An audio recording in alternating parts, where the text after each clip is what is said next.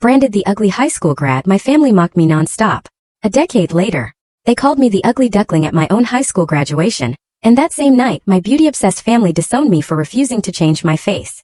What they didn't know was that rock bottom wasn't the end of my story. It was just the brutal beginning of my magnificent comeback. I was Harper Bailey, 28 years old, but the story I'm about to tell you started a decade ago.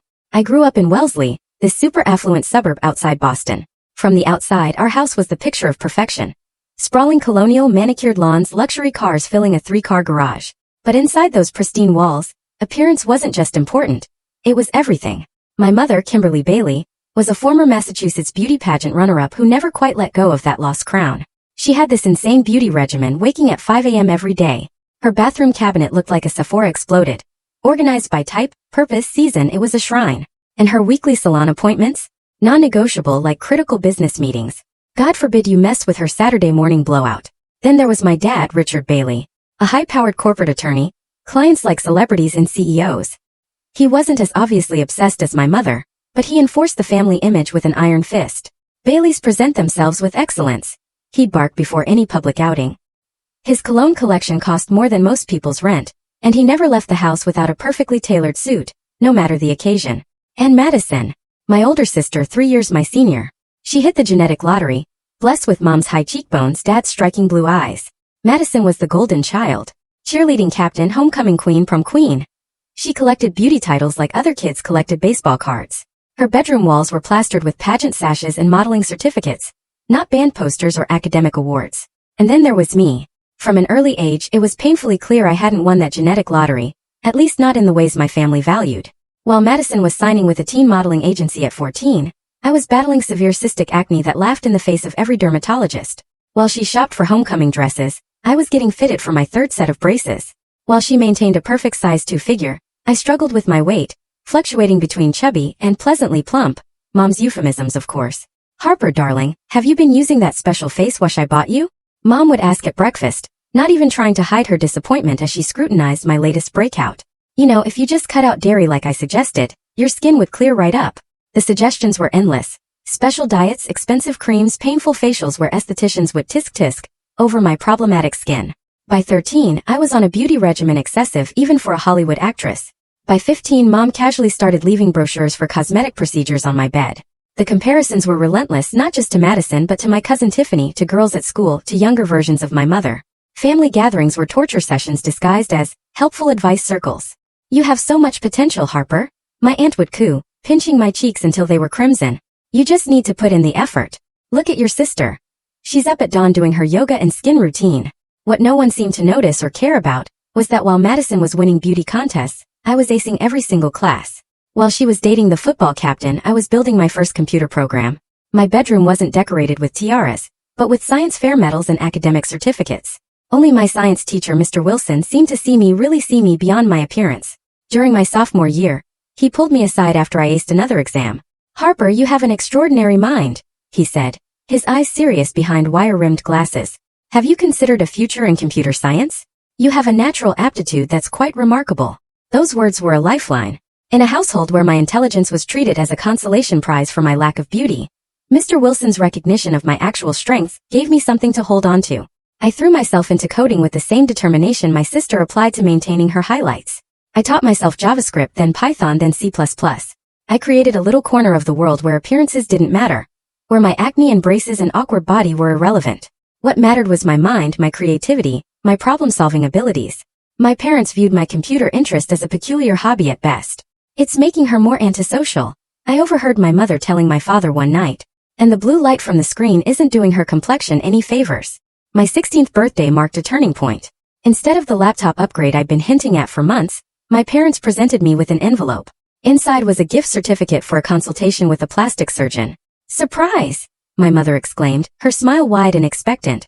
Dr. Friedman is the best in Boston. He did Aunt Carol's eyes and no one could even tell she had work done. Madison smirked from across the table. You're going to look so much better, Harper. Maybe you'll even get asked to prom next year. I stared at the certificate, the cursive lettering blurring as tears filled my eyes. I don't want surgery, I said quietly.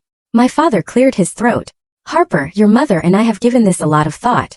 This is an investment in your future. First impressions matter in this world, especially for young women.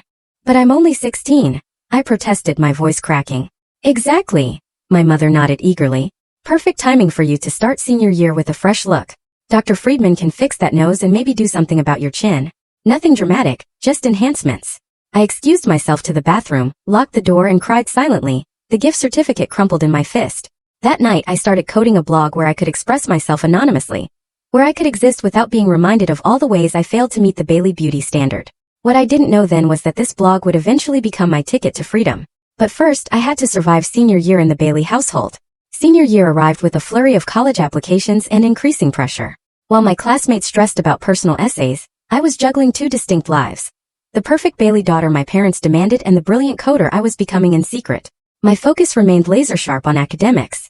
MIT had become my dream school, not just for its prestigious computer science program, but for the distance it would put between me and my family's suffocating expectations.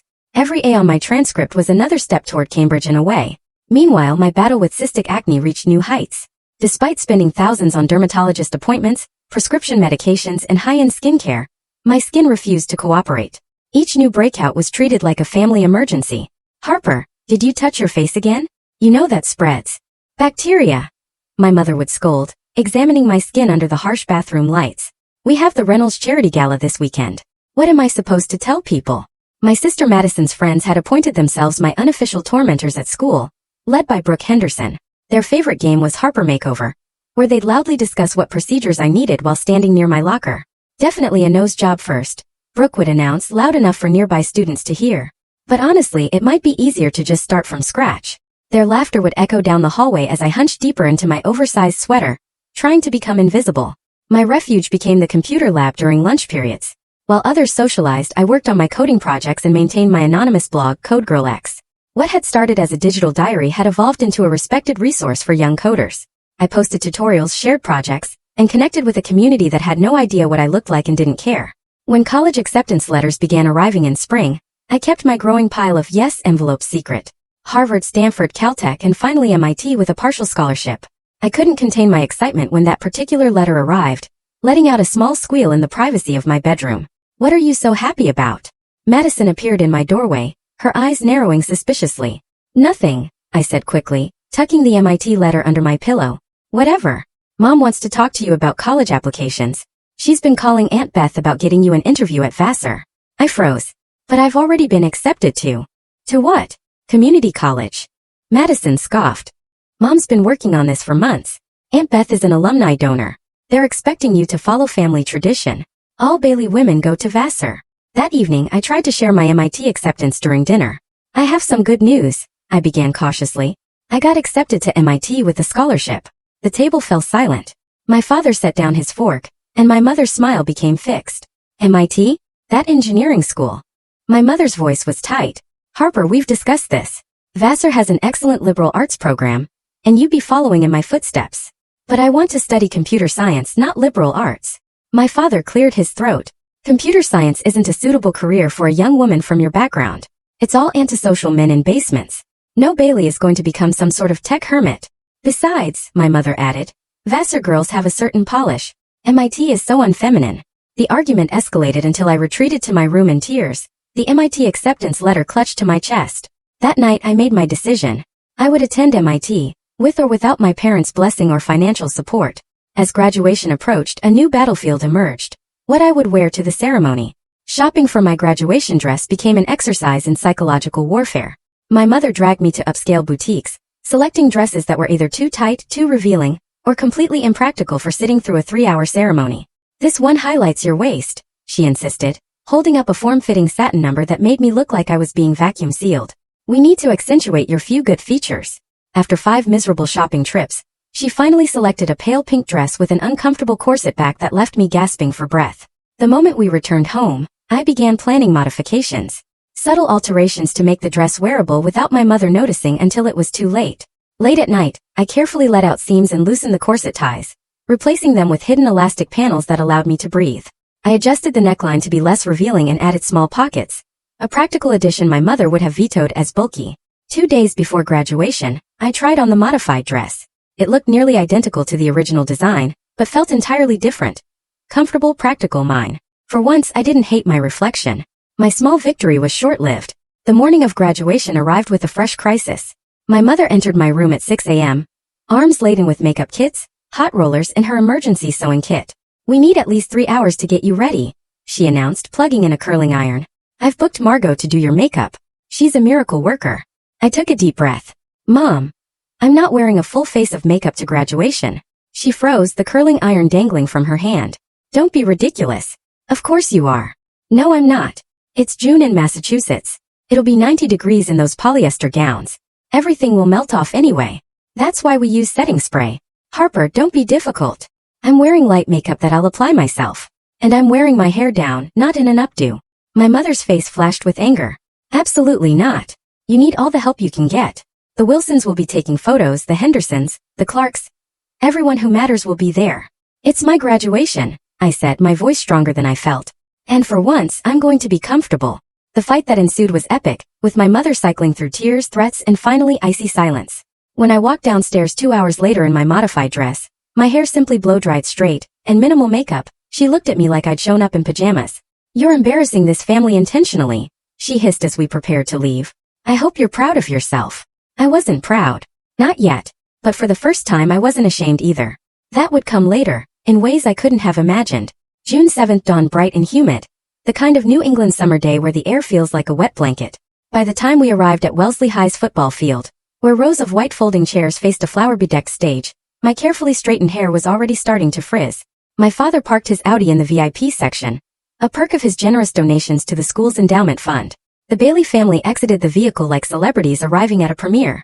My mother in a couture dress that cost more than some people's monthly mortgage. Madison in a designer sundress that somehow didn't wrinkle or show sweat. And my father in a lightweight summer suit that screamed old money. And then there was me, trailing behind them in my modified pink dress, already feeling the scrutiny of other families as they whispered and pointed. The valedictorian with the unfortunate face. The smart Bailey girl who didn't inherit the good genes. "We'll see you after the ceremony," my mother said stiffly as I prepared to join the other graduates. "Try not to slouch during your walk across the stage." I took my assigned seat in the front row with the other honor students, painfully aware of the empty buffer space my classmates naturally created around me. Despite maintaining a 4.0 GPA and being named valedictorian, I remained a social pariah, too awkward, too focused on academics, too physically unappealing to be included. Principal Whitman began the ceremony with his standard platitudes about bright futures and new beginnings.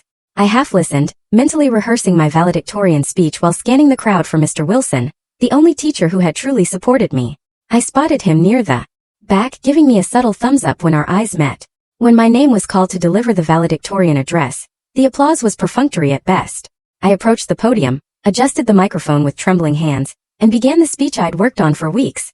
A thoughtful reflection on looking beyond superficial measures of success.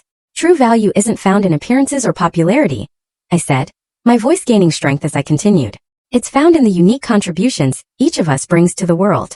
From the third row, I heard a distinct snicker followed by a whispered comment that rippled through nearby graduates. Brooke Henderson's voice carried clearly. "Is she seriously lecturing us about appearances? Someone get her a mirror." More laughter followed and my cheeks burned. I stumbled over my next few sentences but forced myself to continue, even as I noticed my mother's pinched expression of disappointment from the family section.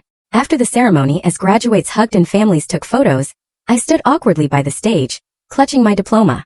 The professional photographer approached, looking slightly uncomfortable. "Bailey family photo?" he asked, checking his list. "I've already taken your sister's individual portraits. Your mother pre-booked a family session." I followed him to where my family waited under a flowering dogwood tree. Madison was already posing, my mother adjusting her hair and suggesting angles to the photographer. "There you are," my father said without enthusiasm. "Let's get this done quickly. We have guests arriving at the house soon." The photo session was excruciating. The photographer kept suggesting different poses and angles, clearly struggling to find a flattering way to capture me. "Maybe tilt your chin down a bit more," he suggested kindly. "And let's have you stand slightly behind your sister. For heaven's sake, just Photoshop it later," my mother muttered, loud enough for me to hear. By the time we arrived at our home for the graduation party, caterers were setting up an elaborate spread in our backyard. Crystal champagne flutes sparkled on white-clothed tables, and arrangements of pale pink peonies and white roses decorated every surface. The Bailey graduation celebration was the social event of the season, and my mother had spared no expense. Not for me, but for the impression it would make. I changed into the party dress my mother had selected, another uncomfortable choice with too tight seams and an unflattering neckline. As guests began to arrive, I stood dutifully by the entrance, accepting congratulations with a practiced smile, while my parents showcased Madison to their friends. Harper got into MIT. I overheard my father telling his law partner, making it sound like a curious footnote rather than an achievement. Full ride, he added, though my scholarship only covered tuition, not living expenses. A detail I hadn't corrected since I still hadn't told them I'd accepted. As the party progressed, I retreated to a quiet corner of the patio, nursing a glass of sparkling water. From my vantage point, I could see Madison holding court near the pool, surrounded by her friends and my parents' business associates. She was showing something on her phone that was causing uproarious laughter. Curious and concerned, I edged closer, staying behind a large potted palm. With growing horror, I realized she was showing my graduation photos. Unflattering shots taken during my walk across the stage and speech. "Look at this one," she giggled, swiping to another image. "The photographer sent Mom the raw files. He said even he couldn't make her look good." Brooke Henderson leaned in, her perfect teeth flashing in a predatory smile. "Oh my God, can you send me these? My cousin goes to Pendleton Prep and their valedictorian is gorgeous. The contrast would be hilarious." "Already did," Madison smirked. "I made a whole album called Ugliest Graduate. It's going viral in the Wellesley Prep group chat." The world seemed to tilt sideways. I backed away, bumping into a waiter who spilled champagne down my dress. The cool liquid seeped through the fabric, but I barely noticed. I rushed to the downstairs bathroom, locked the door and pulled out my phone with shaking hands. Sure enough, there it was. A shared album of my graduation photos, each one more unflattering than the last, with cruel comments accumulating by the second. In some, my double chin was emphasized. In others, my acne was the focus. My hunched posture, my frizzy hair, my nervous smile. All were being dissected and mocked by not just students, but their parents as well. I sank to the floor, my back against the cool bathroom tiles, and tried to muffle my sobs with a hand towel. A knock at the door startled me. "Harper, are you in there?" My mother's sharp voice cut through my tears. "People are asking where you are. It's rude to disappear from your own graduation party." I opened the door, my makeup streaked and eyes puffy. "Did you see what Madison is doing? Did you see the photo she's sharing?" My mother's expression shifted from annoyance to discomfort. "Oh, that. Yes. Well, they're not the most flattering pictures, but that's hardly Madison's fault. She called it Ugliest Graduate," I whispered. "Your friends are laughing at them. Everyone is sharing them. Don't be so sensitive, Harper. If you'd let Margot do your makeup and worn your hair the way I suggested, this wouldn't be happening." She handed me a compact. "Fix your face and come back out. The Goldmans want to congratulate you.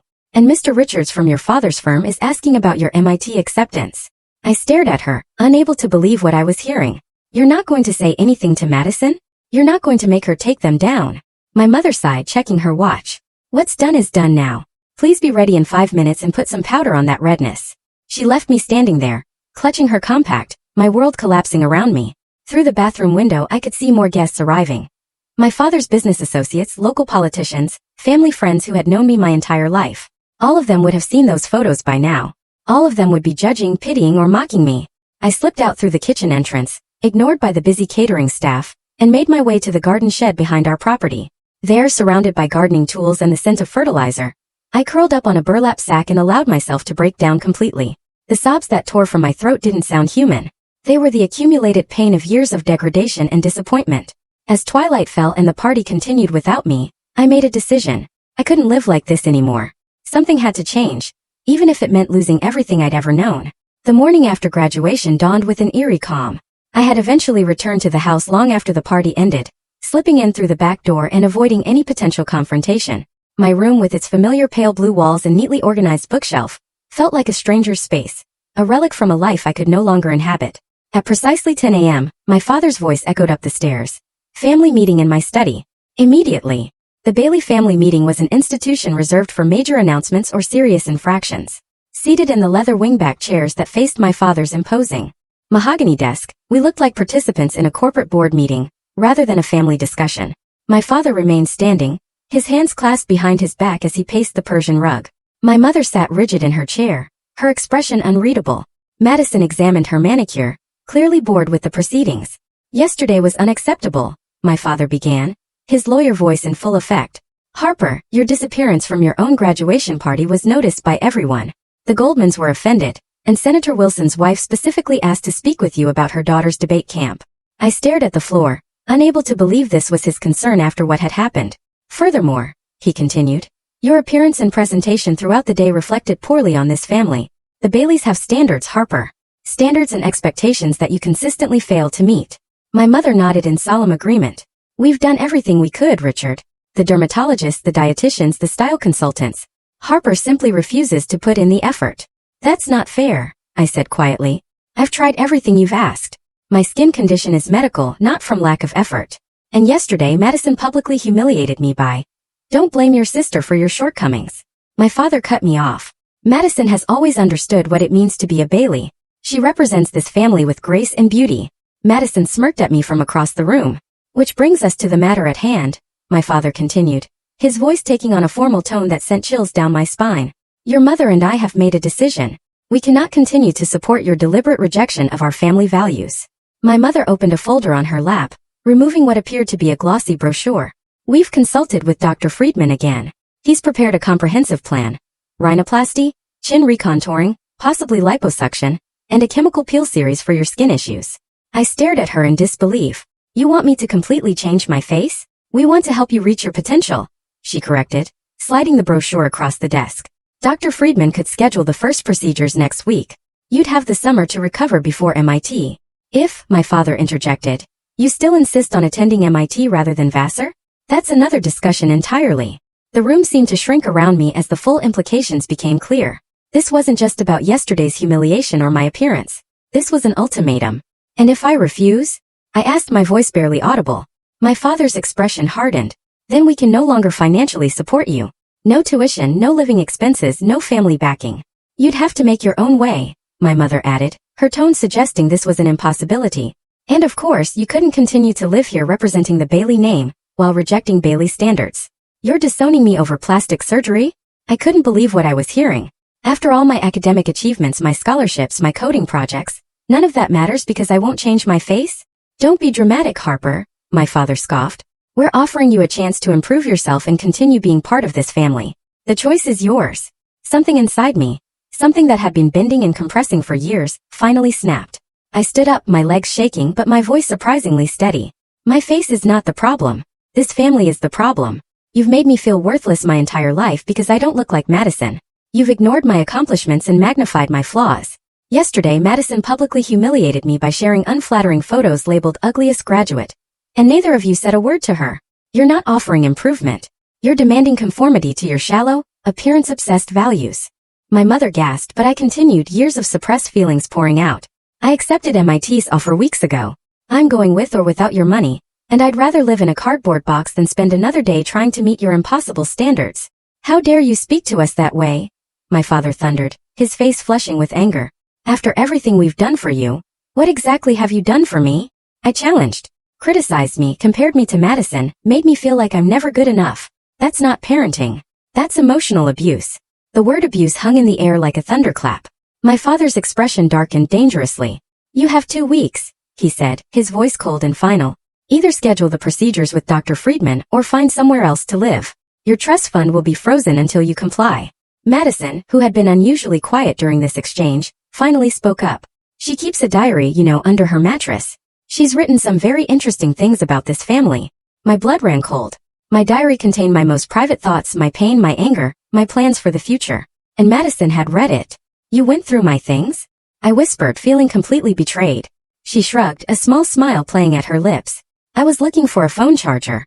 It's not my fault you wrote such nasty things about Mom and Dad and me. My mother stood abruptly. This conversation is over. We're leaving for the Hamptons this afternoon for the summer opening. Harper, you have 2 weeks to make your decision. I suggest you use the time wisely.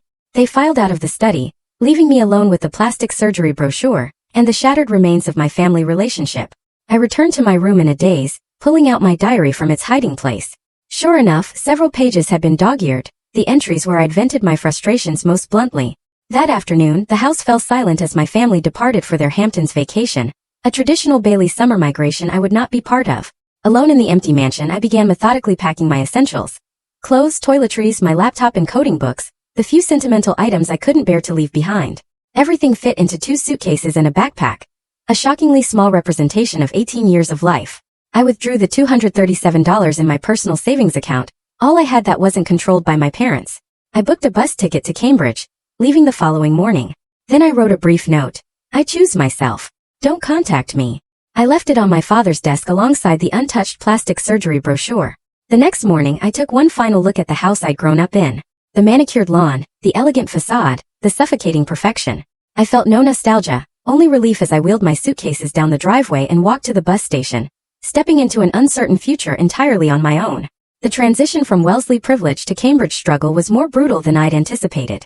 The $237 in my pocket quickly dwindled as reality set in. Cambridge was expensive. MIT wouldn't start for months and I had nowhere to live. My first week was spent in a dingy motel that charged by the day, eating ramen noodles and applying for every job I could find. By day 10, with less than $50 remaining, panic had become my constant companion. "I'm sorry, but we need someone with experience," said the manager at the fourth coffee shop I'd applied to. "I'm a fast learner," I pleaded. "I can start immediately." She glanced at my resume again, her expression softening slightly. "No food service experience, no retail. What did you do in high school?" The truth that I'd spent my time studying and coding, while my classmates worked summer jobs, would sound privileged and entitled. "Family responsibilities," I said vaguely. "Look, I can put you on as a morning shift barista," she finally offered. 6 to noon minimum wage plus tips. Training starts tomorrow. I nearly cried with relief. "Thank you. I won't let you down." The coffee shop job barely covered my motel expenses, so I took a second job doing data entry at a small insurance office from 1 to 5 p.m. When that still wasn't enough, I added a third job cleaning office buildings from 9 p.m. to midnight. Working 18 hours a day left little time for sleep, much less planning for my future. 2 weeks before classes were scheduled to begin, I received an email that shattered my fragile stability. "Dear Miss Bailey, due to your failure to secure housing and complete financial arrangements, your enrollment at MIT has been deferred until spring semester. Please contact the admissions office to confirm your intentions." I sat on the edge of my motel bed, staring at my laptop screen through tears of exhaustion and despair. I had been so focused on basic survival that I'd missed critical deadlines for housing applications and financial aid paperwork. My partial scholarship remained intact, but without the remaining tuition payment and a place to live, I couldn't start in the fall. That night, I was forced to check out of the motel. I simply couldn't afford another week. With nowhere else to go, I found myself joining the invisible army of the temporarily homeless, washing up in public restrooms and spending nights in the 24-hour university library, pretending to be a summer student. Depression settled over me like a heavy blanket. My skin, which had actually begun to clear up away from the stress of my family, broke out worse than ever. I lost weight I couldn't afford to lose. My hair, unwashed for days at a time, became limp and dull. The irony wasn't lost on me. I looked worse now than I ever had at home, but for entirely different reasons. As Thanksgiving approached, a deep loneliness took hold. I hadn't spoken to my family since leaving Wellesley.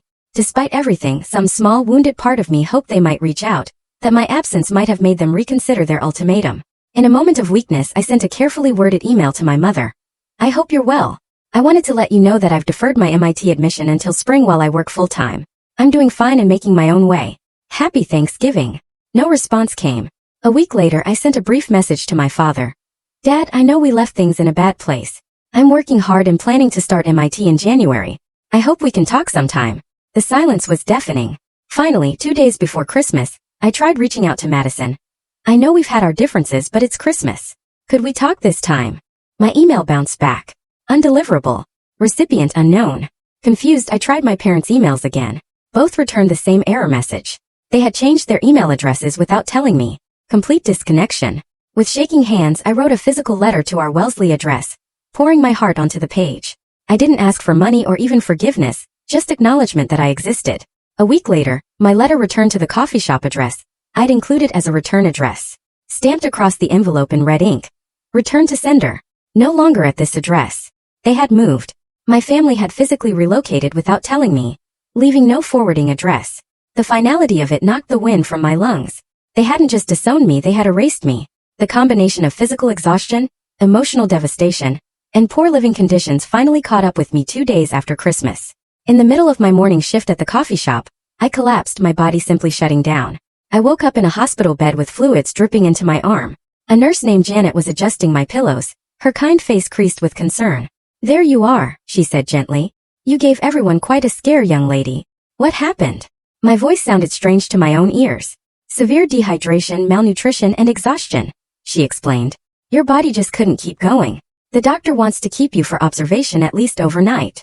Panic seized me. I can't afford this. I don't have insurance. I need to get back to work.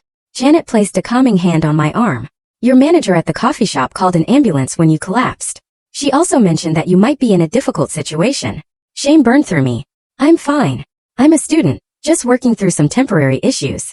Janet's expression told me she didn't believe me, but she didn't push. The hospital has programs for people who need assistance. Let me bring you some forms. That night, alone in the sterile hospital room, I reached the lowest point of my life. I stared at my reflection in the darkened window. Gaunt face, hollow eyes, chapped lips. For the first time since leaving home, I wondered if I had made a terrible mistake. Maybe I should have accepted my mother's offer. Maybe a few surgical procedures would have been worth having a roof over my head, food in my stomach, and a clear path to education. Maybe my face really was the problem. I picked up my phone, my mother's number still memorized despite months of silence. My thumb hovered over the call button. One call and I could go home. One surrender and this nightmare would end. No, I whispered to my reflection. This isn't about my face. It never was. I set the phone down and turned away from the window. I wouldn't call. I wouldn't break. Somehow I would find a way forward on my own terms. Little did I know that rock bottom was exactly where my real life would begin. After 3 days in the hospital, I was discharged with strict instructions to rest and improve my nutrition. With nowhere to go, I faced the prospect of returning to my untenable living situation until Janet, the nurse who had cared for me, made an unexpected offer. My daughter's roommate just moved out of their apartment. They're looking for someone to take the room. It's not fancy, but it's clean and affordable. I stared at her, suspicious of such convenient timing. Why would you help me? You don't even know me. Janet's kind eyes crinkled at the corners. Because 20 years ago I was you. Alone struggling. Someone gave me a chance when I needed it most. I'm just paying it forward. 2 hours later, I was standing in a small but clean bedroom in a modest 2-bedroom apartment. My new roommate, Alicia-chan, was a computer engineering graduate student with an easy smile and zero interest in my appearance. Bathrooms shared. Kitchen's a disaster zone but functional. And the Wi-Fi password is taped to the fridge, she said, completing her whirlwind tour. Rent's due on the 1st. Any questions? Why aren't you asking me more questions? I couldn't help but ask. Don't you want references or something? Alicia shrugged. Janet vouched for you. Plus, you look like you've been through hell, so I'm guessing you're not going to throw wild parties. That's good enough for me. That night, sleeping in a real bed for the first time in weeks, I felt the first tentative stirrings of hope. The next morning, Alicia was typing furiously at the kitchen table, surrounded by empty coffee mugs and scattered papers. You code? She asked, noticing my interest in her screens. Yeah, Python, JavaScript, some C++. Her eyes lit up. For real? I'm drowning in this project for my startup incubator. The backend is a mess and our developer quit last week. Want to take a look? I peered at her screen, immediately spotting several inefficiencies in the code.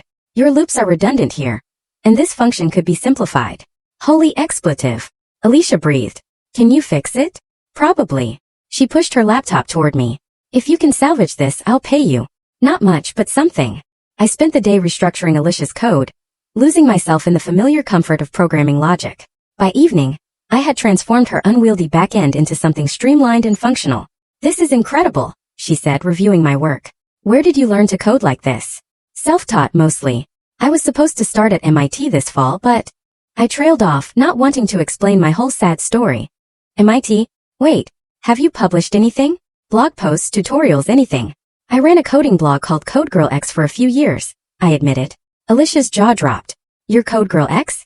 Seriously, your Python tutorials saved my ass freshman year.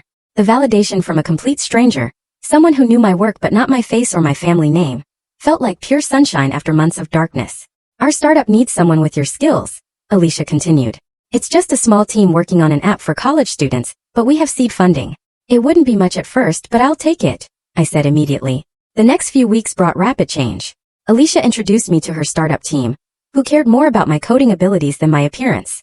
I began working part-time while maintaining my coffee shop job for stability.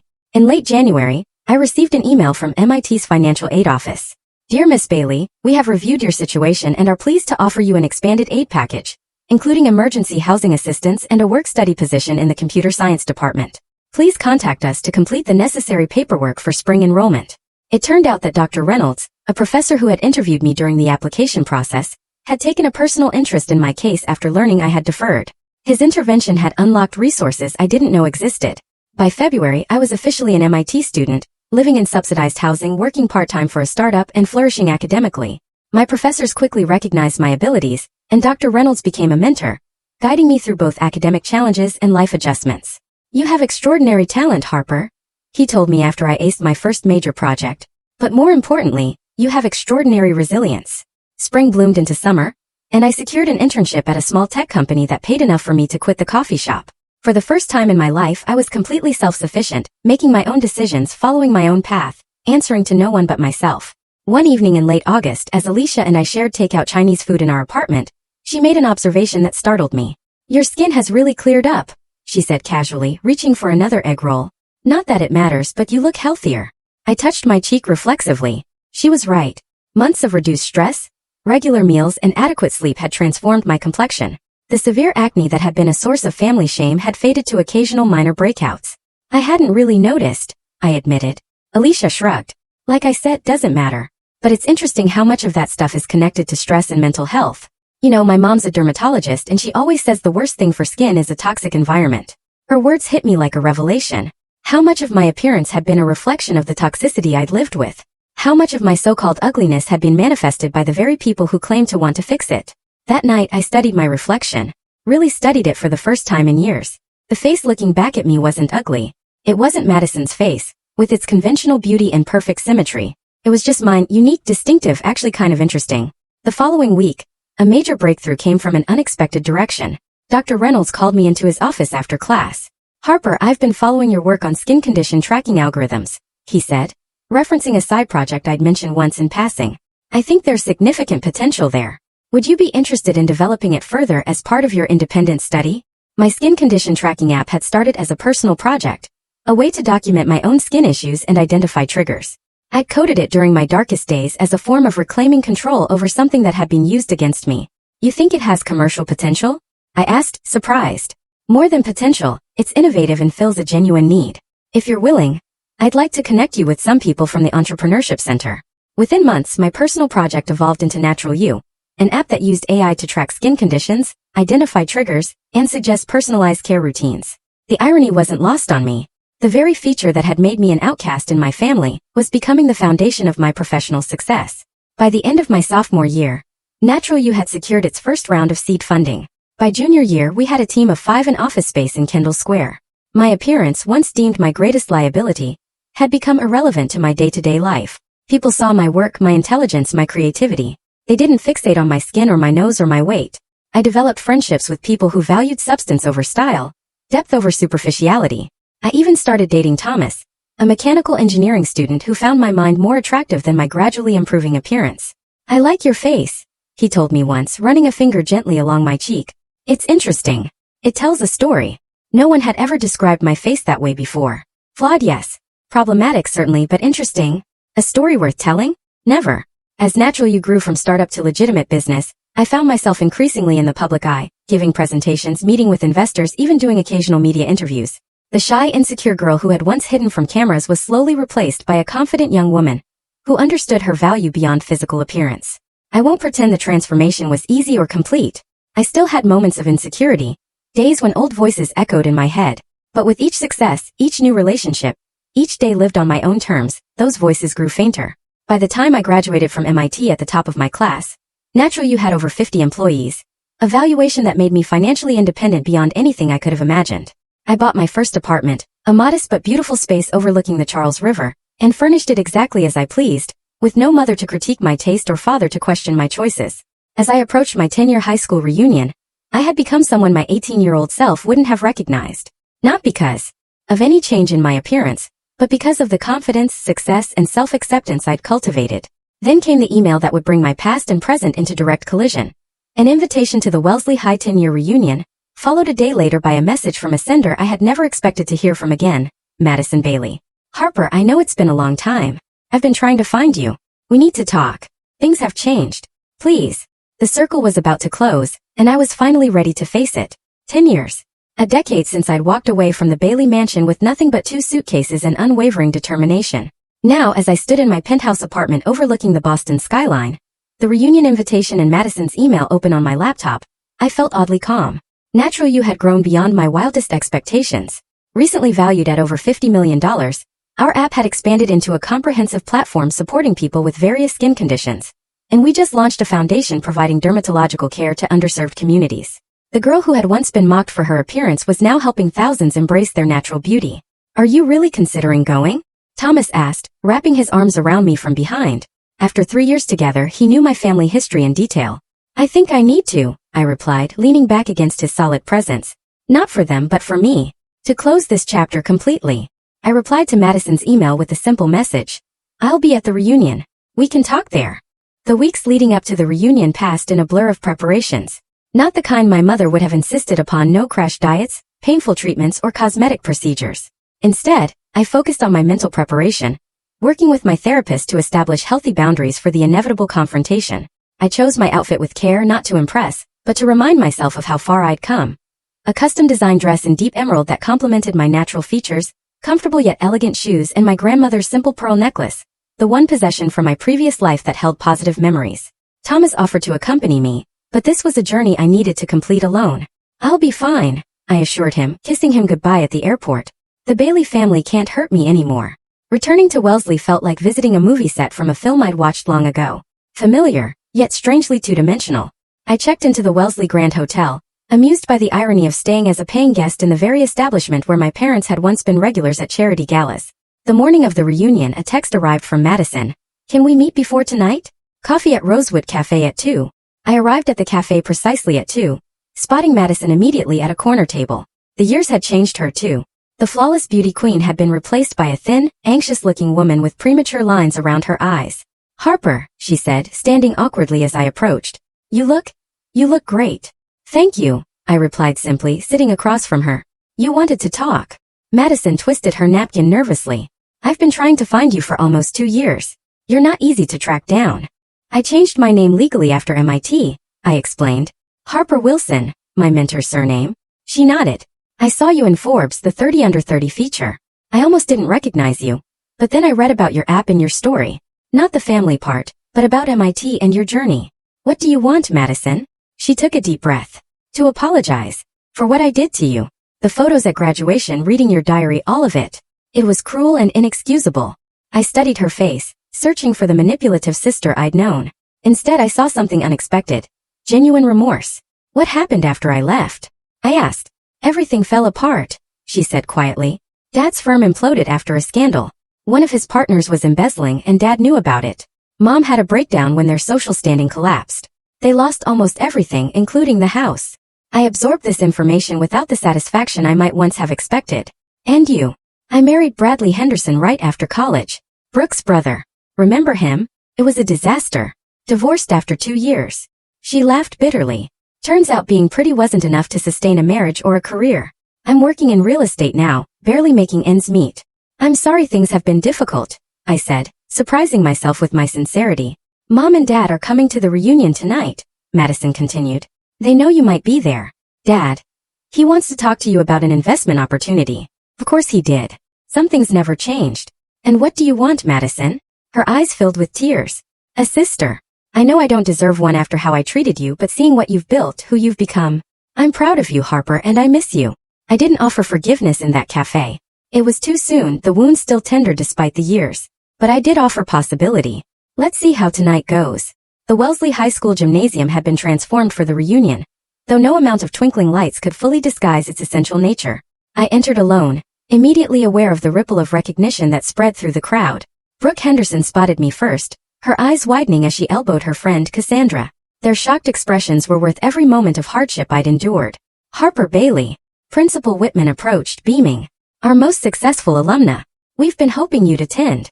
Throughout the evening, former classmates who had never given me a second glance now clamored for my attention, asking for business cards and mentioning their great app ideas. I was polite but reserved, finding genuine pleasure only in reconnecting with Mr. Wilson, now retiring after 30 years of teaching. I always knew you were destined for greatness, he said, his eyes twinkling. Though I admit, even I didn't anticipate this level of success. I used your name, I told him. Legally, I mean. I'm Harper Wilson now.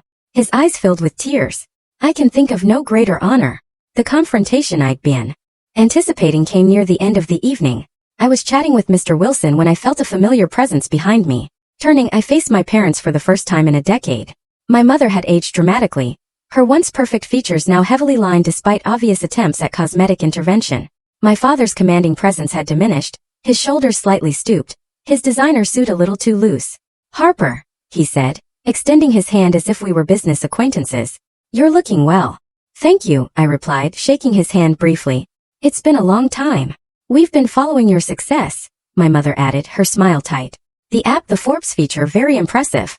Yes, about that, my father continued smoothly.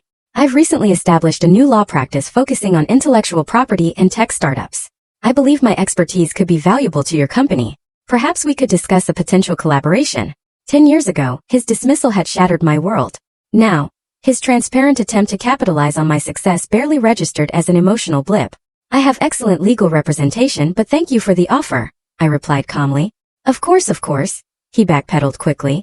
But as family, we're not family, I interrupted, my voice gentle but firm. You made that decision 10 years ago when you gave me an ultimatum about my appearance. You chose superficial beauty over your daughter's well-being. That was your choice, and I've made peace with it. My mother's face crumpled. Harper, we were only trying to help you. We wanted you to have every advantage. No, you wanted me to fit your image of what a Bailey should be. But it turns out I needed to stop being a Bailey to become who I was meant to be. You've certainly improved your appearance, my mother noted, unable to help herself. Your skin has cleared beautifully and you've lost weight. The hair is much better too.